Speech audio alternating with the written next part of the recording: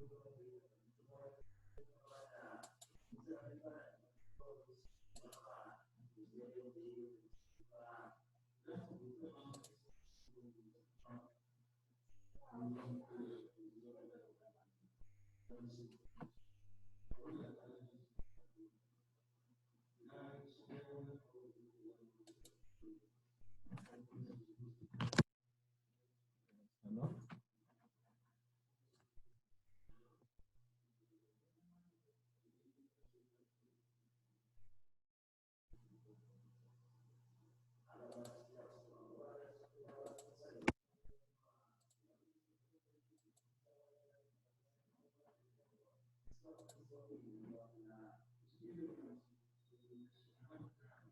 Yes. Can you hear me?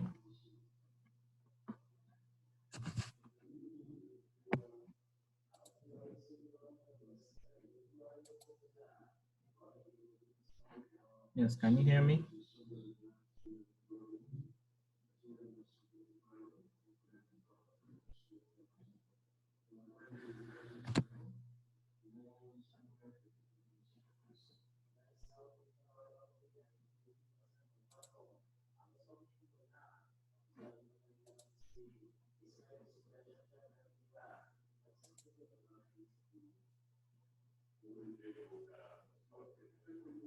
Yes, good evening. Can you hear me? Try to send the chat message. And you tell me if you can hear me.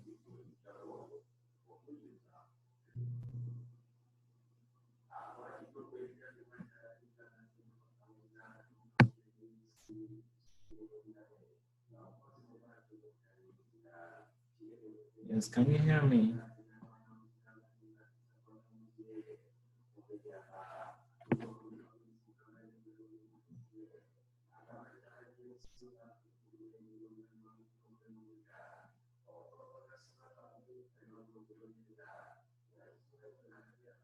Yes, can you hear me? If you can hear me, please try to show that in the chat.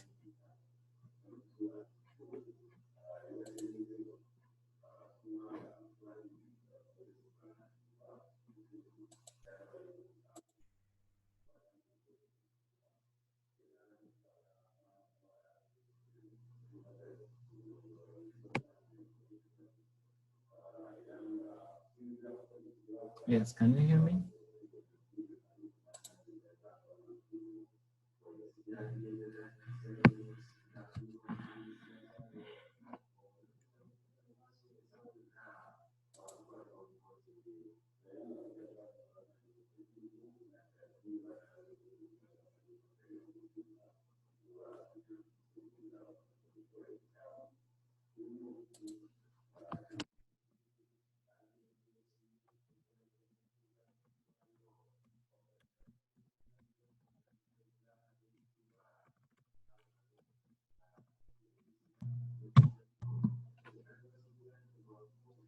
Something right now.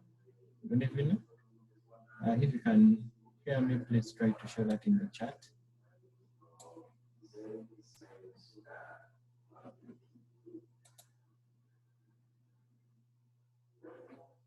Yes, can you hear me?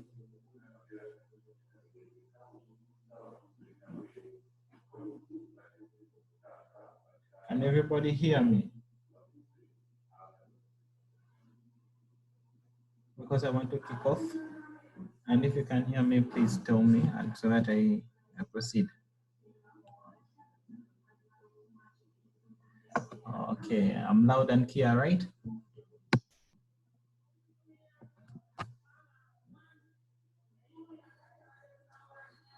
Okay, how about this? Is it loud and clear? I hope this is loud and clear enough, right?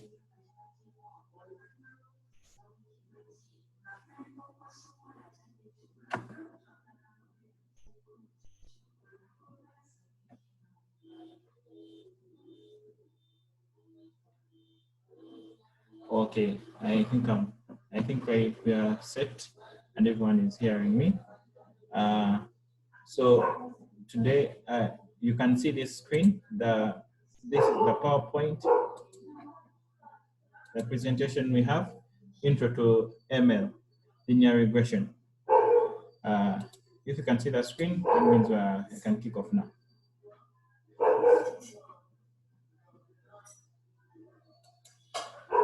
Okay, so today we're going to have an introduction to machine learning, and we're going to talk about linear regression. And let me dive right in.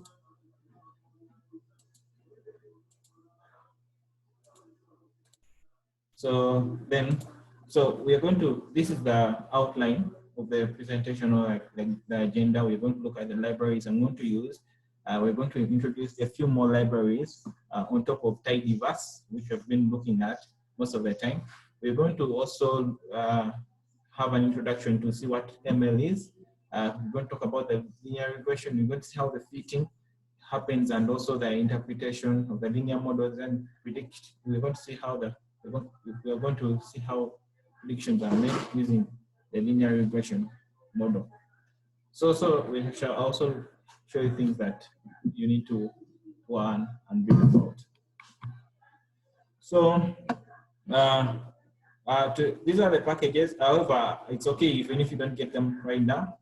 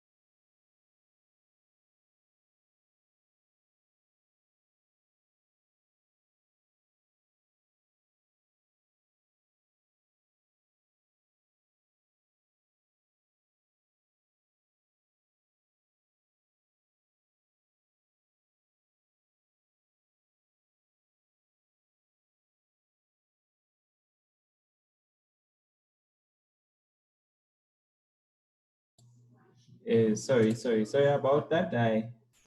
I think now you can hear me. Yes. So, okay, let me go through again the definition again. That is, what is machine learning? Machine learning is a subset of artificial intelligence which provides machines the ability to learn automatically and improve from experience without being explicitly programmed. So, like I said, before, people used to program using if statements, like, if this happens, then you do this. If this value is there, then you do this. But this time around, when you use machine learning, you don't need to explicitly program that. You just need data from the past experience, what has been happening. So the machine uses that data, and then it learns what to do, or you can use it to behave in a certain way, depending on the past experience or the data you have.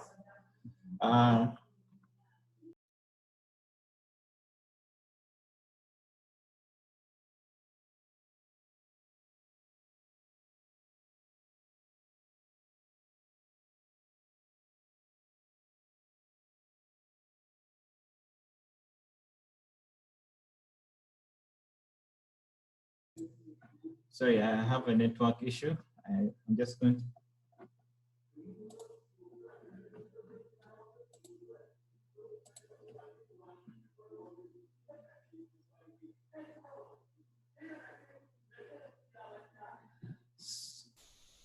Okay.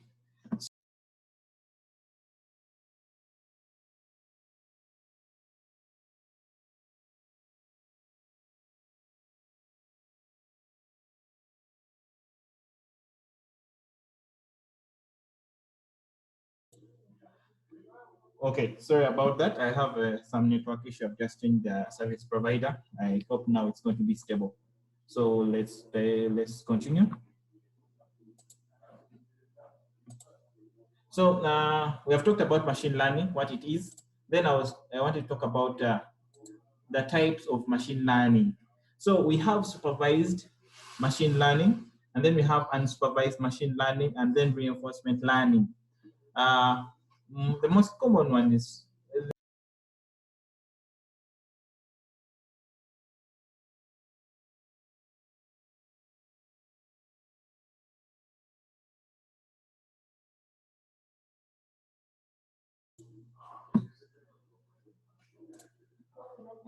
just having network issues. Uh,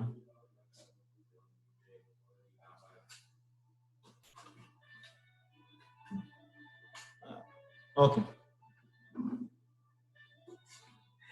Let me just pray that the network just improves. So we are continuing. I'm sure right now everyone is hearing. Okay. Then I talked about supervised machine learning is where you have a target variable, like you have what the target variable, and you use other variables you have in the data set to predict that target variable. So it just is like having it's having maybe the like for example the comedy the comedy data set we looked at last time. We saw that we had those viewers, the viewers ID, we had the comedians, and then again we had the different versions. Then so those are the other variables. Then we wanted to we could predict the ratings that they would get from those different versions and people. So then unsupervised so in supervised machine learning, we have classification and also regression techniques. Today we're going to look at a regression technique. Then in unsupervised learning, we normally don't have any kind of target variable. Most of the times we just have they call them unlabeled, that is an unlabeled data set, whereby we just use each and every variable to do something. Normally we do clustering in what? Unsupervised learning, where we find any kind of clustering techniques. There's hierarchical clustering, there's k-means clustering. So there's more about that. Then reinforcement learning, this is whereby the machine uses that environment, it's exposed to a certain environment, and then it starts learning from that environment. Whenever it hits an error, it learns, oh, so whenever I do this, it's wrong, so I have to avoid this. Then it goes on improving with its own experience. So it normally depends also on the environment the machine is in. That's in reinforcement learning. Then we're going to linear regression. Uh, Linear regression is under supervised machine learning. Like I said, supervised machine learning, we have a target variable and we have other variables that we use to predict that variable. But now, what I talked about that under supervised, we have classification and we also have regression. We have regression problems. So just know that with linear regression, the outcome is always continuous. So the point is like, if we have, maybe it's like the wage, those are continuous scales. Let me say the age, the weight, so those are normally continuous. Then the classification happens in categorical data. Like if your target variable is categorical, that means either uh, is the person uh, sick or not, that is true or false, bad or good, something like that. Or even you can have other more levels of the categorical variable. But this time around, we're going to focus on what? Regression problems, whereby the outcome is continuous. So the sometimes we have to note when you're going on with this machine learning. So like I've tried to avoid using the terms before, but now let me talk about them. So this is the target and then the dependent variable. Like you can see, like I was talking about the target variable. So that is the one variable that we are looking at or we want to really predict. Then the predictor all the independent variables. So these are the variables that we use to predict the target variable or the dependent variable. So I think you can really see that. Then we having why use linear regression in machine learning? Because in regression problems, again, there are other models that you can use to predict this continuous outcomes. But the good thing about linear regression, it's very simple to understand the theory. And then we have, it's quick to train. I think me, as personally, I've seen that linear models really train faster than any other model to myself. But I have not really seen any model which has a regression problem that trains faster than this. That's according to my experience. Then interpretable, like it's really can be explained. For example, if you're really a data analyst or a data scientist and you want to explain to people what your model is talking about, like there are different models that it's really hard to explain to someone who is not in that field. But for linear regression, it's easy and interpretable. So how do we fit the regression models? If you can see this, this line here, So there's this LM function from the stats package, which is normally inbuilt. So even if you don't, even if you don't call the library, so it's always there. So this is the target variable, like we say, that's what we want to aim at. And then these are the different target predictor variables. Like I said, the predictor variables can be many. So this is like showing this is predictor 1, predictor 2, and then even you can add in more than that. But again, if you want to use all the predictor variables, instead of writing everything like ++1, maybe you can just use this dot, like this full stop here, like this period. And then it will be covering each and every predictor you have. Then this other argument, you have to provide the data set these variables are coming from. Then in case you want to, let me say you have maybe 100 predictor variables, but you want to remove one. You want to remove one, you can use a minus and remove one of them. So then we are saying you can use.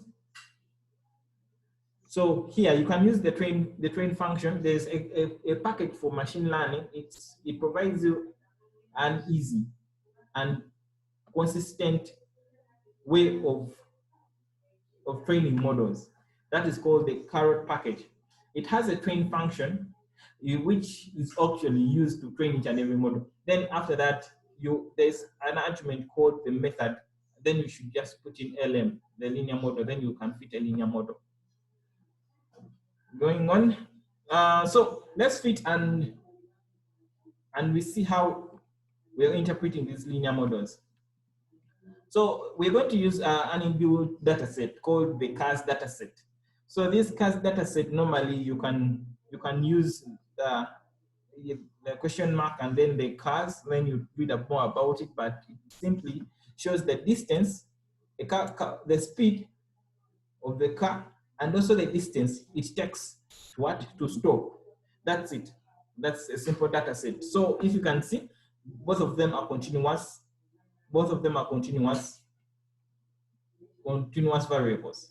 So, but if we are to fit a linear regression, like I've been saying, now this is what exactly happens. It's like a line of best fit. So this is the linear regression this is the linear regression we are fitting in the data set. So this is like the distance it covers for it to stop, and also we have the speed it covers. So, and the speed it uses. So the point is, like, if you can, so of course, most times if you really think about the data set, like, has the speed of the car increases, also the distance it covers for it to stop is also going to increase. So if you can see, that's why we have this increasing trend throughout. So this is normally what really happens under fitting the model. So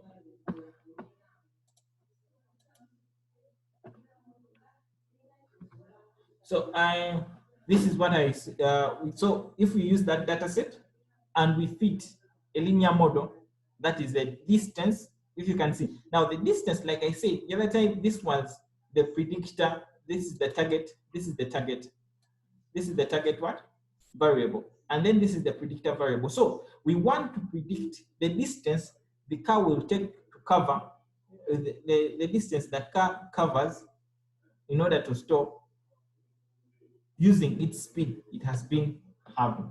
So that is what we are having. That's like, this is the dependent variable, this is the independent variable. Target variable, this is the predictor variable. Again, like I said, don't forget the cars like the data set you are getting a linear model from. So when you just print out the model, it will give you a simple output, which is like this here, like showing you the formula of the linear model, shows you the formula, like formula, and this the data set showing you explicitly everything. Then there is what they call the intercept, and also what they call this is the coefficient. So we are going to look at that next. So I'm going to share my whiteboard, and then so that we go and we see how exactly, and we talk about more things about linear regression models.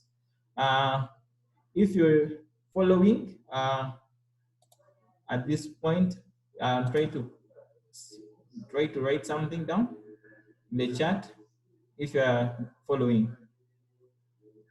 Let me, as I share my screen, the whiteboard.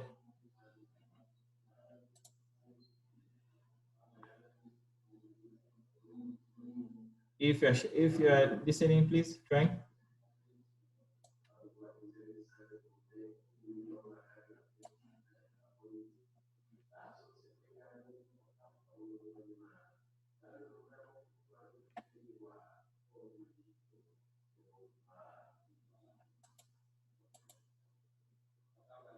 Okay.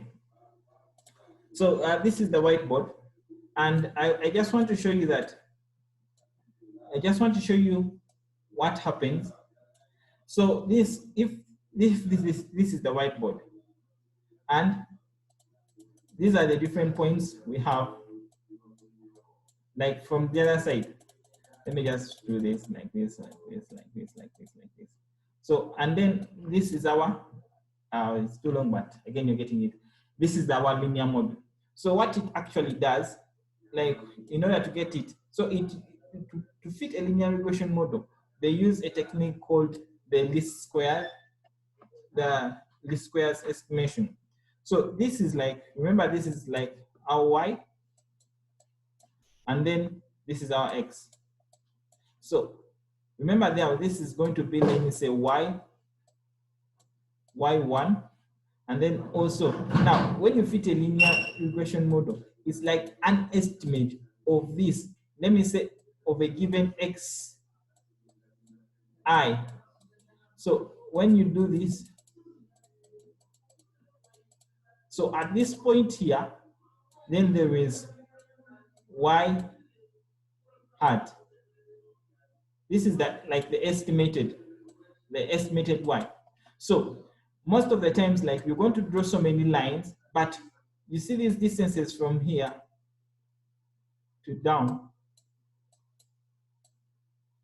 This is the distance they want to minimize amongst all points. So all these points are going to be, all these points are going to, they're going to calculate their distances from a particular line. So they're going to draw so many lines, like throughout the whole data set, but the line which minimizes this summation, like when you get the distance from yi from the yi hat, then after that you square the distances, then you sum them up. So the least distances, like the least summation, that's the line they take. That's like the line of best fit. So let me take you back. So that's what actually happens. So again, some other thing I want to talk about, there's what they call correlation. So this, like we saw from the distance and what? The distance and the speed, or like the CAS data set. We saw that as the speed increases, also the distance covered also what? Increases. That is a positive correlation. And normally the positive correlation is like upwards, like the one we saw.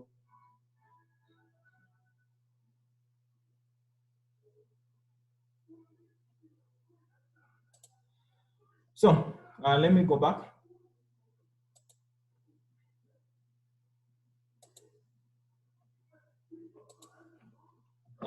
So we are back to the PowerPoint. So I wanted to show you now. This is like I've been showing you that this distances. So I wanted to say that if this line was going downwards, then that means that would be a negative correlation between these two variables. So let's proceed.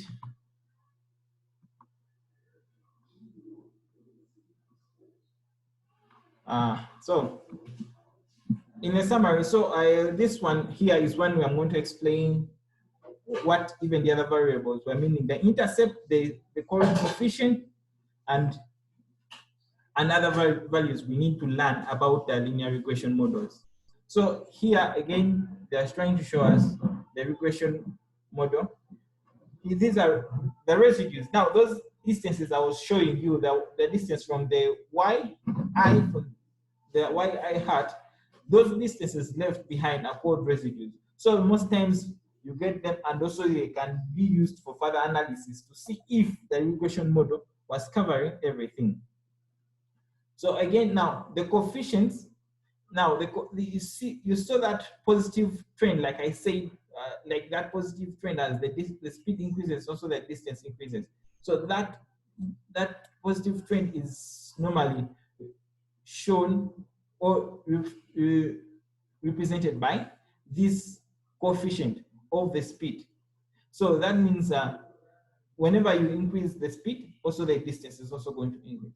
Then also we have the intercept. The intercept is at that point when speed is 0, then what will be the distance? Obviously, it makes no sense at this point to have a negative what? To have a negative distance covered. A negative distance covered. But what I'm trying to say that, so that's what they're trying to say, that most times when you are having, sometimes you can fit a regression model and even you try to put this to go through 0, but it doesn't really change too much meaning, but you can do this so that you avoid this. But again, it just shows you this intercept just means that when the speed is 0, then what is the distance? Then that is it.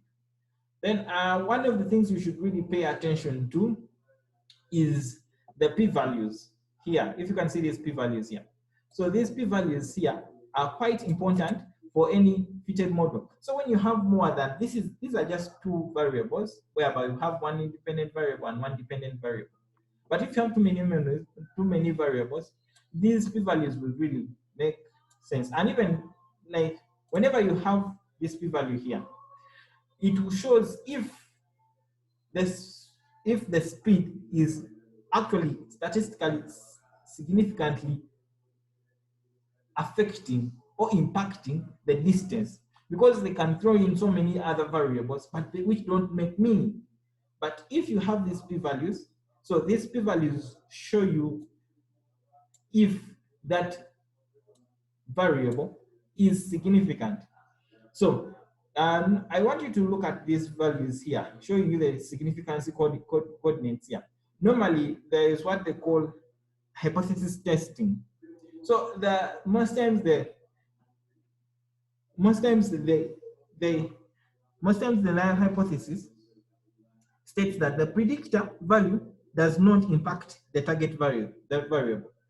But then when you reject that null hypothesis, it will be like in support of the alternative hypothesis.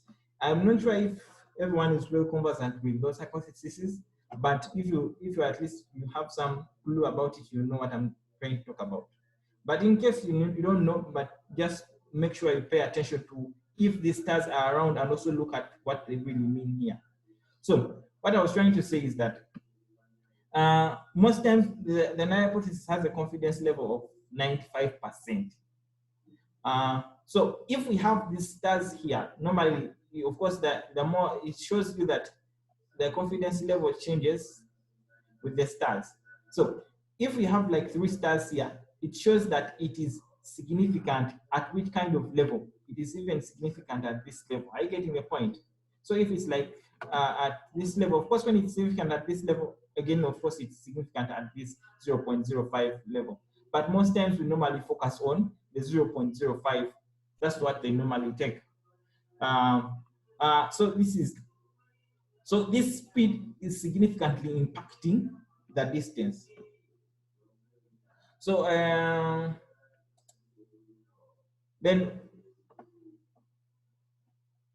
so we're going to move on. It's not really showing down there. I think I will show you because I wanted to show you the R-square value. I want to show you the R-square value. Okay, let me just bring up. Let me just bring up the other.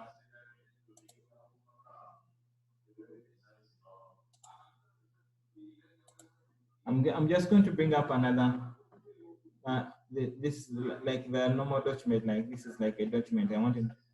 This is like almost the same thing as a PowerPoint. However, it's just in a document form. So yes, you're seeing this. So I want to show you this is where we are. So the other side, it's not showing the R-square value. So a predictor value explains a certain proportion of the target variable. And what it means that it will show a certain, so for example, that this 0.65, so when most times you interpret it by multiplying by 100, shows you the percentage which the predictor variable is explaining the target variable. So most times if it's of course most times if it's above 50, at least you have something which is good. If it's really bad, if it's low, then there's something fishy about it, like maybe not really explaining too much, or there is other variables that are explaining this more. So this 65% is okay, but of course you can go to 80, even 90. Those are really good predictors. Then there is what they call the adjusted R-square value. So you'll see the point is, like I talked about, adding in other predictor variables that may not really impact the target variable. So this adjusted R-square value, most times it is lower than the R-square value, because it's like it's called like penalizing you adding any predictor variable into the linear model. So when you continue adding in, when you continue adding in other variables that are not impacting that target variable, this adjusted R-square value will not increase as much as the R-square value. So what I'm trying to say is that most times, whenever you're adding, even if you're adding any random variable, like which is a predictor variable, but which does not impact the target variable, this R-square value will increase. It will increase. So it will not be showing you that explanation of the effect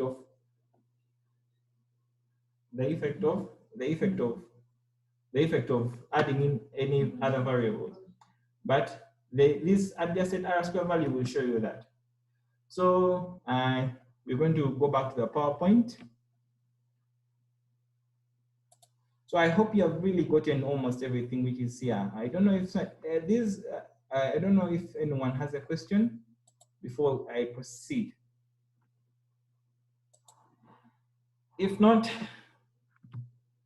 we're going to see prediction. We're going to look at the predictions. So after fitting the linear model, because we say these are predictive analytics right now. So we're going to see if we really got in the linear model, what can we do? That means we can predict. Let me say, for example, we have been looking at the CAS data set. That means if we want to predict a certain distance of a certain distance we don't have, we can use the linear model so that we predict the distance that car has to cover if we have the speed of that car. So here, this function here is from the carrot package. It's normally used for splitting the data. So during any type of machine learning, it's good that you don't use all your data set to predict or to train the model. Sorry about that. To train your model. So it's good that you subset your data at least into a training set and a testing set. So the training set, most times it's the one which is bigger. Normally the reason is okay, like constituting mainly 80% or to 70%. Some people even do 60%, but depending on what you have and depending the amount of data you have. Like for example here, our training set is going to have 70% of the whole data set. And then the other testing set will be having 30%. So the point is like, why we do that is like, why we have a bigger set in the training set is like, we want, because we said machine learning learns from the past experience. So the more examples you give your model, the better. So that's why we really want your model to have a big percentage of the train to train on. But again, you don't want your model to overfit. Like, because if you give in each and every kind of data, you will not even be having, it will, if you take it out to, again, you want to have a testing set which is kind of like comprehensive, which can also be used to test your model. So mainly that's the reason why we have a bigger percentage. So, but here it's of course you can create data partition. Again, after creating it, you pass it in into the CAS data set. Then after that, you're going to get the training set and the testing set. So then after that, we're going to fit the model on the training set. You have to notice that we are training the model and training set. Again, I'm changing the model name to CAS2, linear model CAS2. And then we use this. Now, this is more of an object. So this object, the linear model, we pass it into a predict function. The predict function is an inbuilt function in R. So we pass in the object, which is linear model CAS, and then also we pass in the new data set, whereby this is the data set we want to predict. So we have trained the model on the training set, and then we want to predict the values of that testing set. So again, if you look at the values, as like I said, these linear models predict continuous values. So if you can see, these are the returns of a predicted. These are the return values. If you can see, they are just these are 6, 8. Okay, it's just 30% of the whole data set. I just wanted to make sure that is it, but if you count them, that it will come up to that number. But these are the values. But again, if you get those values of the predicted values, so these are matrices, because now if you have really tested, if you have really fitted your linear model, and you want to predict the training set, how sure are you have really performed well? What is that level are you comparing yourself to? So this is the whole point.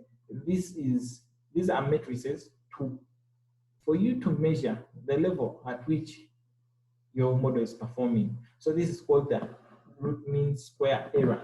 The root mean square error, actually, it's the most popular one, but however, doesn't mean that that's what they will always use. Most times in in competitions and elsewhere, they normally require you to, they normally measure all group, all like people on the leader table, leaderboards, have those ones having a lower root mean square will be higher. So this is the formula. You get the the predicted value, and then you subtract that minus the observed value at that particular level of x. Then after that, you square. After squaring it, after that you get the square root. Like you square this, then you sum them up, and then after that you get the square root. Then this mean absolute error. This one is also sometimes used, but normally they use the root mean square error. So this normally just get the predicted value, and then you subtract the observed value, then of a particular variable, like say a particular x, then you get the absolute. That meaning the absolute, that means even if it's negative, you make it a positive. Positive remains a positive. Again, after that, for every variable you have, for every value you have, then after that you get the mean. So normally, when you have a lower anything of this, when you have a certain metric or a certain value of these matrices lower, that means it is a better model compared to any other model. If you have so many several models, I want to show you that mainly so look at the training set. The training set, so this is like the fitted values, others are like the predicted values, and then the actual values from the training set. So if you look at this root mean square, normally it's just this data set is kind of, maybe it's a chance, but normally this root mean square error from the training data set, it's normally lower than this. But this time around it's the other wrong. But I just wanted to show you that now this is from the training set, like we just wanted to predict actually the values we have predicted on, but which doesn't really make sense. It's not good to say that my model is good when you have a lower root mean square error, yet you are predicting on the training set. It's normally better if you test it on a testing set. This is the kind of set that the model has not seen. So we see that our model is actually predicting quite well. So this value, by the way, doesn't have a range, the root mean square error. So it can really go depending on the value scale of your target variable. So again, this one here, I'm using the mean absolute error. Again, you see that the same way I've done this, the same way you do this. These functions here, this function, the root RMS is from the carrot package.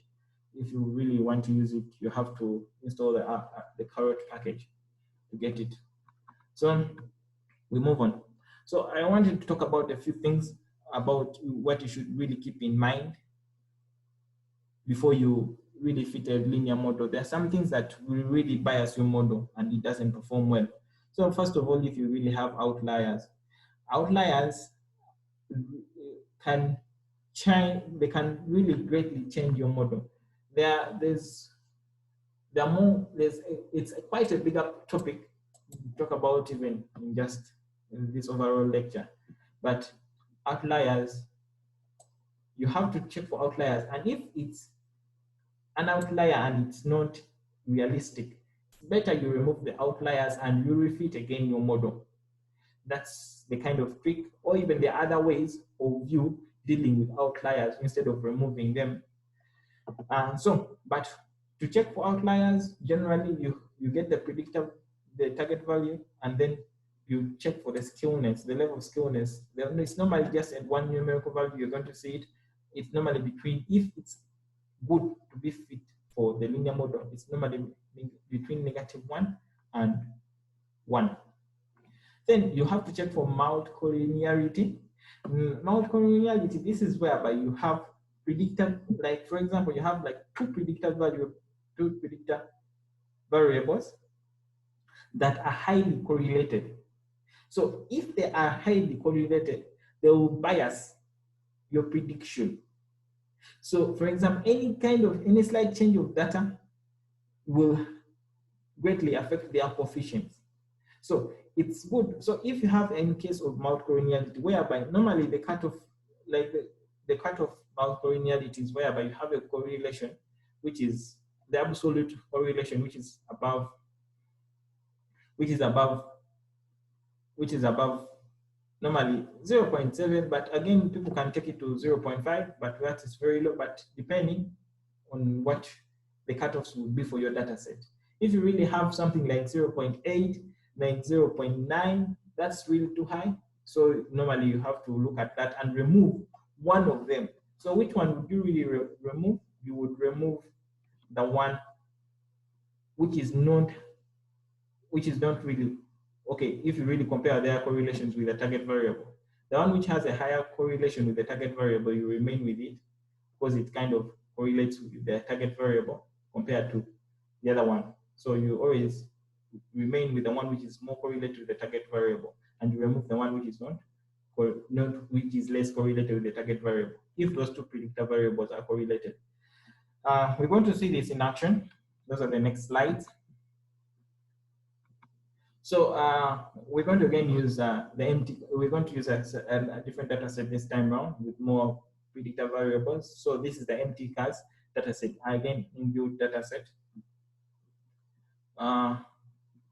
So let's assume that we have the mileage. This is, you can try to read about the data set if you type in the question mark, then empty cars, you get more information about it. So MPG, what you see here is the MPG is the mileage. So if you look at it, it's a continuous variable. And then if you get this, like I said, this is from, now this skewness is from the package E.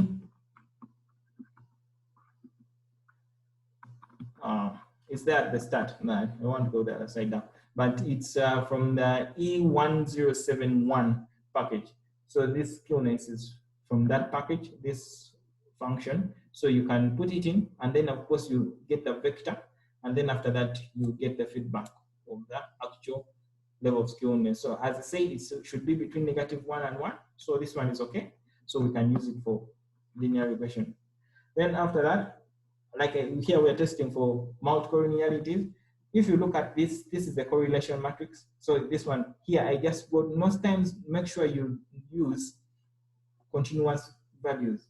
So it doesn't make sense for you to get a correlation with the categorical variables. However much if you put it in, it just gives you the answers. But normal correlation is between continuous variables, like it's comparing two continuous variables.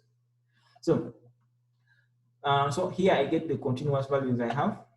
So then after that I pass them into the core function. This is an inbuilt function. Then I get the correlation matrix. So this is the correlation matrix. And if you can see, like this correlation between like this with the MPG, it's kind of high. Sorry. It's high. It's like above even 0.8. This is 0.7. So most times if you look at this, for example, this is highly correlated. And then after that, let me show you this plot. It's better. This is from the core plot package. So if you see this circle here, normally this one tries to summarize this matrix. If you don't want to really look at these figures and what, this is like gives you more better vision. So if you see, if you look at, let me look for a certain, if you look at this is horsepower with this variable, and you look at its size, it's between 0.6 and 8. Let's try to go back and we see. We're seeing horsepower and this. So if you look at it here, if you look at it there, it's 0.79. So most times here you want to see, okay, now these are highly correlated. If my cutoff is 0.7, so I will say, okay, if this is high correlated, let me go back here and compare them with MPG. So I will check for horsepower, and then I also check for this. So I will see that this is highly more correlated with MPG compared to horsepower. So I will remove horsepower, and then I remain with what? This, so that I don't have a biased model. That's normally with multicollinearity.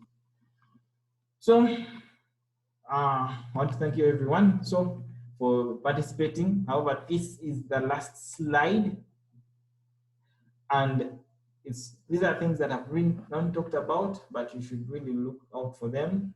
The cross validation in machine learning, it's a powerful technique. Besides splitting and testing, you can use more with cross validation. Then level 1 hot encoding. Here we are lucky we didn't have factor variables with characters in.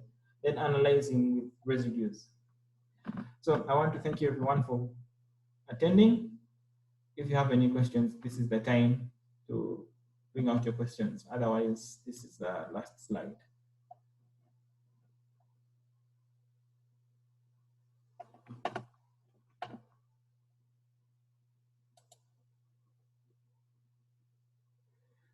Okay. So there are no questions? Okay. Okay.